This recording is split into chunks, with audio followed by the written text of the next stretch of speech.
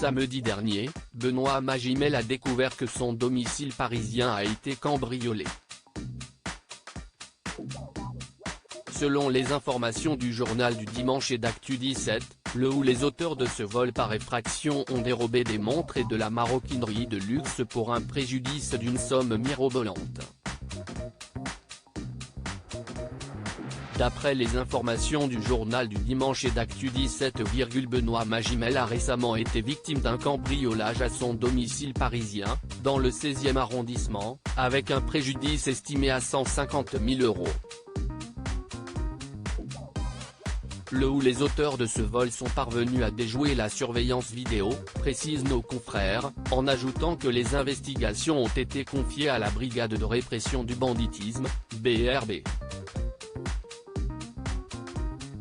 Les individus recherchés seraient passés par le jardin de la maison de l'acteur, avant d'utiliser une table pour accéder à une fenêtre située au premier étage. Ils se seraient ensuite emparés de plusieurs objets de valeur, dont des sacs de grande marque ainsi qu'une collection de montres de luxe. Ils auraient également essayé d'accéder au coffre-fort du comédien, sans toutefois y parvenir. Enfin, on apprend également que ce cambriolage aurait eu lieu entre le 9 et 17 juin. C'est samedi dernier que le papa de Anna, né de sa précédente relation avec Juliette Binoche, s'est aperçu des faits.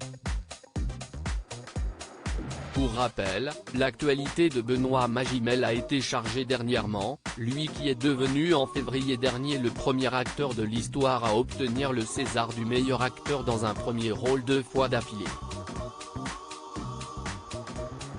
C'est totalement irréel.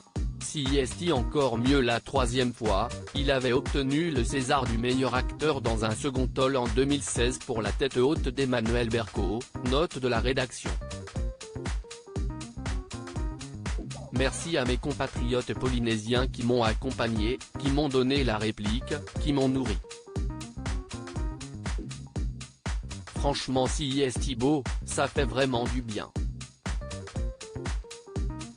Je ne pensais pas avoir autant de liberté comme acteur sur ce film, que ça pouvait être possible.